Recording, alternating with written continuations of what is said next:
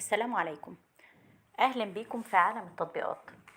لو أنت مهتم بالجديد والمفيد في عالم التطبيقات، دلوقتي تقدر تشترك في القناة وتفعل الجرس علشان يوصلك مننا كل يوم كل جديد في عالم التطبيقات، سواء التطبيقات المحلية أو التطبيقات العالمية، ونقدر نوصلك كل المعلومات اللي تهمك عنها، زي تطبيقات السيارات، تطبيقات العقارات، أو التطبيقات اللي بتسرق بياناتك وبتستنزف حساباتك، وكمان تطبيقات التعارف. النهاردة هنتكلم عن تطبيق ميديا ريوردز. التطبيق ده مساحته 21 ميجا بايت، وعمليات التنزيل للتطبيق ده أكتر من مليون عملية تنزيل. التطبيق ده بتقدر ان انت تجري استطلاعات مدفوعة الأجر تكسب عن طريقها مكافآت وهدايا عند مشاهدة التلفزيون.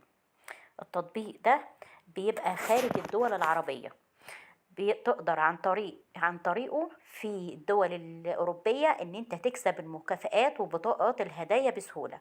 كل اللي عليك ان انت تنزل التطبيق وتشغل ميزة مراقبة الوسائط، وتبدأ في كسب النقط من خلال المشاركة السلبية للإعلانات اللي تعرضت ليها.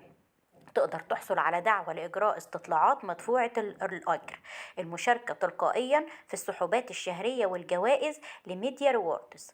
تقدر تحصل على مكافئتك عن طريق إرسالها على حساب باي بول الخاص بيك، وبتوصل في الشهر لحوالي 10,000 يورو، 1000 يورو تقدر تكسبهم في الشهر.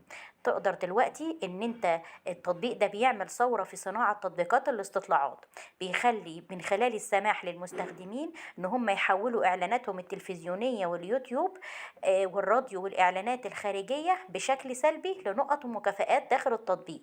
كل ما تزيد درجتك كل ما تزيد فرصتك في الحصول على دعوة للمشاركة في استطلاع مدفوع الأجر.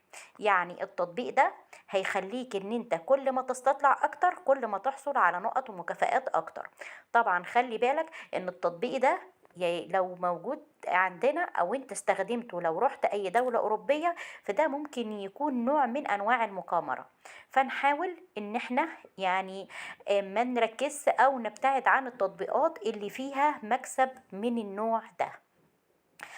اتمنى اكون وصلت لكم التطبيق بشكل سهل وبسيط، ويا ريت بعد تحميل التطبيق كل واحد يقول تجربته الحقيقية في التعليقات، سواء كانت تعليقات إيجابية أو تعليقات سلبية. ولو انت شفت الفيديو ده بعد فترة ولقيت فيه أي تجديد أو تعديل أو تحديث في التطبيق، ياريت تبلغنا عشان نعمله ليك ونعيده تاني بشكل أفضل. دلوقتي احنا بنطلب منك انك تشترك في القناة وتفعل الجرس علشان يوصلك مننا كل يوم كل جديد في عالم التطبيقات.